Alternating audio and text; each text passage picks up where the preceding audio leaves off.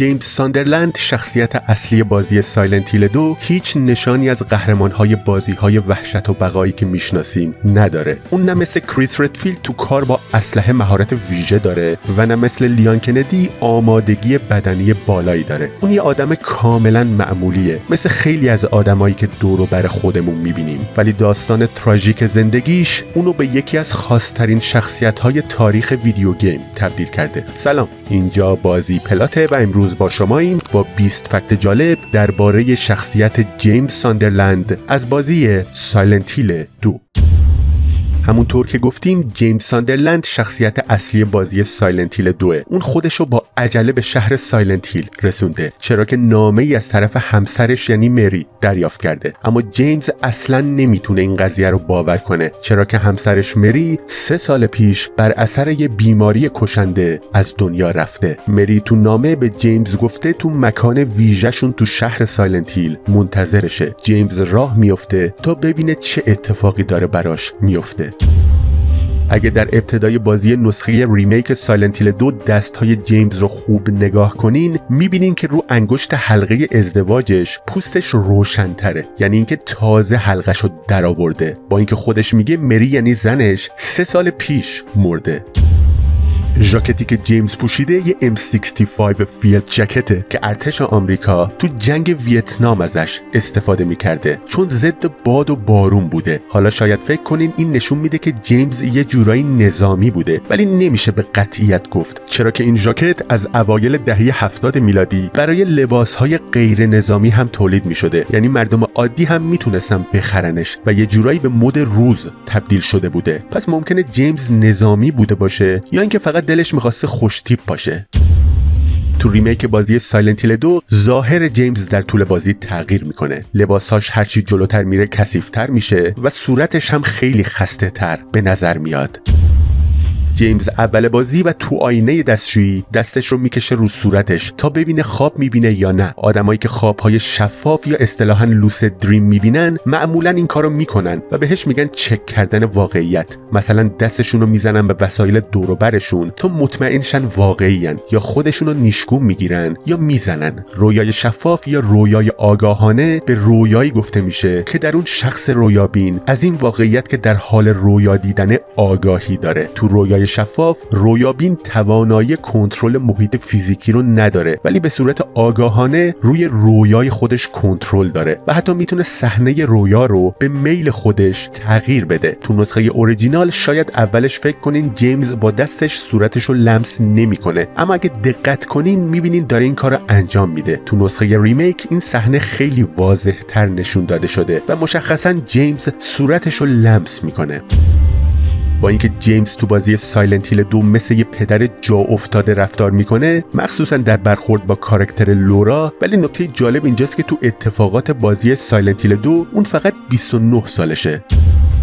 تو نسخه اورجینال در طول بازی جیمز نامه‌ای رو که مری براش نوشته بوده با خودش حمل میکنه، اما در نقاط مختلف بازی اگه اون نامه رو بررسی کنین نامه تغییر میکنه. بعد از مبارزه با ادی نامه خالیه و چیزی توش نوشته نشده. بعد از تماشای نوار ویدیویی تو هتل تو نسخه اورجینال جیمز میگه پاکت نامه خالیه که یه جورایی این شک رو ایجاد میکنه که این نامه شاید هرگز وجود نداشته.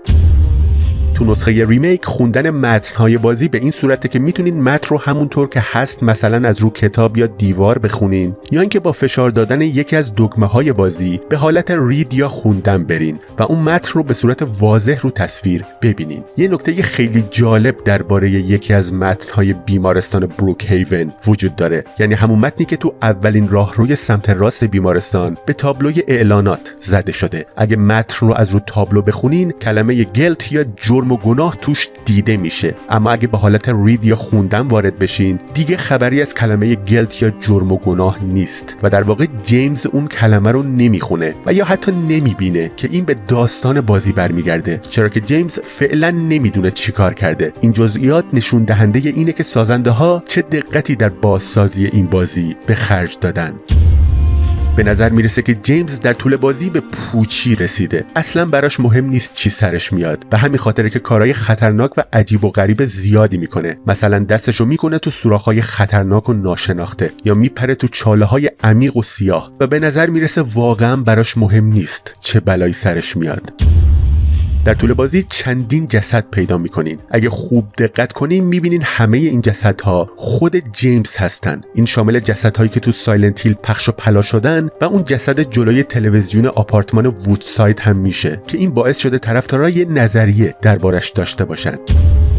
یکی از معروف ترین نظریه های طرفدارا نظریه لوپ یا تکراره. این نظریه میگه جیمز تو سایلنت هیل گیر کرده و داره مدام کارهایی که کرده رو تکرار میکنه. انگار داره بازی رو به صورت نیو گیم پلاس هی تجربه میکنه. همچنین این نظریه میگه جنازه های زیادی که از جیمز میبینین از دفعات قبلیه که مرده. همه پایان ها هم همینطورن. نظریه لوپ تایید رسمی نشده و هر کسی میتونه تفسیر خودشو داشته باشه. اما جدیداً یه بازیکن یه پیام مخفی تو عکس‌های عجیبی که در طول نسخه ریمیک پیدا می‌کنین کشف کرده و به این جمله رسیده: تو 2 دهه اینجا بودی، که اشاره به فاصله حدوداً 20 ساله انتشار نسخه اورجینال و ریمیک داره و در واقع داره اشاره می‌کنه که جیمز در تمام این مدت تو شهر سایلنت هیل گیر کرده بوده و تو چرخه کارهای خودش گرفتار بوده. کارگردان بازی هم تایید کرده که این جواب درسته، اما نگفته که نظریه لوپ درسته یا غلط. همچنین مشخص شده که تلویزیون‌های بازی با کد مورس پیغام دوباره رو میفرستن. یک کتاب ژاپنی به نام کتاب خاطرات گم شده وجود داره که توش کلی اطلاعات اضافه تر درباره داستان و شخصیت‌های بازی پیدا میشه. یکی از چیزایی که خیلی جالبه اینه که ظاهراً قرار بوده جیمز 2 تا شخصیت داشته باشه، یکی به اسم جوزف و اون یکی به اسم خودش یعنی جیمز. تو این کتاب نوشته شده که جیمز یک کارمند دفتری ساده و معمولیه. طرفدارای بازی کلی نظریه دارن راجع به اینکه شغل جیمز دقیقاً چیه، ولی در واقع نمیشه به قطعیت مشخص کرد که دقیقاً شغل جیمز چیه. البته تو نسخه ریمیک و در قسمت لابورنث به یه اتاق میرسین که شبیه به یه دفتر کار دولتی میمونه که ممکنه مربوط به جیمز باشه. تو کامیک هانگر که بر اساس سایلنت هیل اکسپریانس طراحی شده، یه جایی هست که هم جیمز و هم مری رو وقتی جوان‌تر بودن نشون میده، در حالی که در طول بازی ما هیچ وقت جوونی جیمز و ماری رو نمیبینیم. تو بازی دد بای دیلایت یه اسکین آنلاکبل وجود داره و شما میتونین با جیمز ساندرلند بازی کنین. تو بازی سایلنت هیل 4 مدیر ساختمونی که هنری یعنی شخصیت اصلی بازی توش زندگی میکنه اسمش فرانک ساندرلنده که در واقع پدر جیمز ساندرلنده. حتی هنری در قسمتی از بازی اشاره میکنه پسر و عروس فرانک ساندرلند مدت‌ها پیش تو شهر سایلنت هیل گم شدن.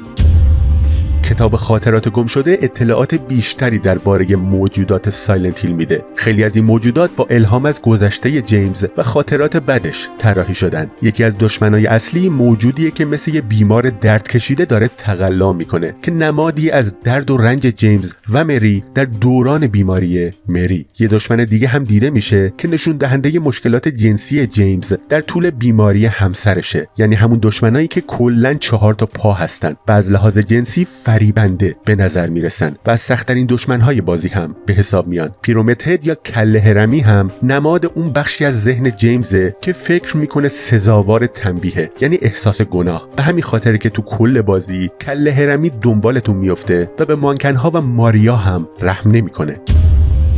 تو نسخه بازسازی شده بازی وقتی بازی رو ذخیره میکنین میتونین ببینین که جیمز هر بار داره بهتون نگاه میکنه، اما بعد از دیدن اون نوار ویدیویی اگه بازی رو ذخیره کنین میبینین که اون داره سعی میکنه گریه نکنه و از نگاه کردن مستقیم بهتون خودداری میکنه و یه جورایی چشمش رو ازتون میدزده.